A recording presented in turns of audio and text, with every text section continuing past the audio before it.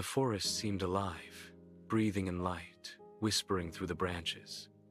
Eli stood at its heart, surrounded by drifting dreams that shimmered like stars brought to earth. He could feel something in the air, warmth, familiarity, as if the forest knew him.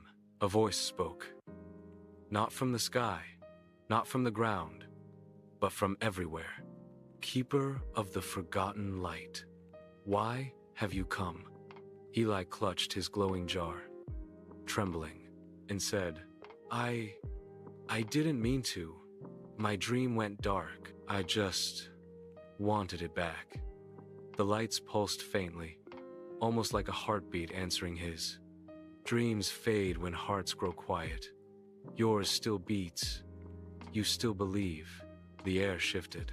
The floating lights began to swirl slowly, forming a path deeper into the forest. Eli hesitated only a moment, then followed. Each step carried him farther from the city and closer to something ancient. The deeper he went, the quieter the forest became, until even his footsteps seemed too loud. He stopped. From behind a cluster of tall silver trees came a flicker, not gold, not blue, but pure white light. It moved differently, not floating, but searching. He stepped closer. The light darted back, hiding behind a fallen log. Eli, it's okay. I won't hurt you. A tiny, luminous figure peeked out, no bigger than his palm. It wasn't a firefly or a fairy. It looked like a fragment of light given shape, a dream made alive. Its glow pulsed weakly, flickering like a candle struggling against the wind. Eli held up his jar. The small being tilted its head, curious, and reached toward the glass. For a brief moment, the clearing filled with color. Pinks, greens, silvers, each orb humming in response. The little being looked up at Eli and said, You heard the call. You remembered. Eli whispered. Who are you? Dream Sprite said. We are what remains of forgotten wishes. When people stop believing, we fade. But you came back. Eli felt warmth fill his chest, the kind that didn't come from the light, but from within. He knelt beside the sprite. I didn't mean to forget, he said quietly. I just grew up. The sprite smiled faintly. That is why we fade. But if you still believe, you can help us fly again. Eli looked around. So many faint lights, so many forgotten dreams. Could he really bring them all back? Eli asked, How do I help? The sprite floated up, glowing brighter. Follow the river of stars, it said. It leads to the heart tree, where all dreams are born.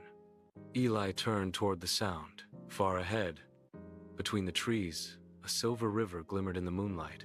He took a step forward, but the sprite stopped him and said to him, The path remembers everything. Your fear, your hope, your truth. Walk with heart, or it will turn you back. Eli replied, I'm ready. The sprite smiled and settled on his shoulder, its glow blending softly with the jar's golden light. The forest seemed to open before them, trees bending slightly as if bowing in respect. The air shimmered with unseen motion, whispers of ancient dreams stirring awake. As they reached the riverbank, Eli gasped. The river didn't flow with water. It flowed with light. Each ripple carried fragments of color and memory. Laughter, tears, promises. Eli said, It's beautiful. Dream Sprite replied, It's the river of dreams. Every wish ever made drifts here, waiting to be remembered. Eli knelt, running a finger through the glowing current. It tingled, like static, warm, and alive. He could almost hear voices inside the current, echoes of forgotten people, distant dreams calling his name. One whisper stood out, faint but familiar female voice. Eli. His breath caught. He knew that voice. Eli whispered, Grandma? The sprite looked at him gently. She's part of the flow now. Those who believe the strongest become guardians of the dreamlight. Tears welled in Eli's eyes. She told me about this place, he said.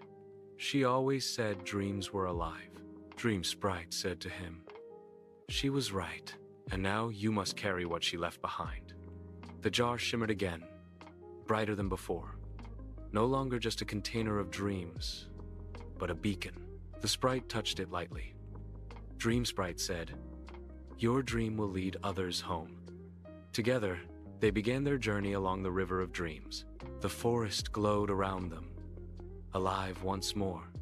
For every forgotten wish that flickered in the water, a new one awoke, brighter, stronger, waiting to fly. And so, under the whispering trees, the boy who still believed took his first true step, not just to find his dream, but to remind the world how to believe again.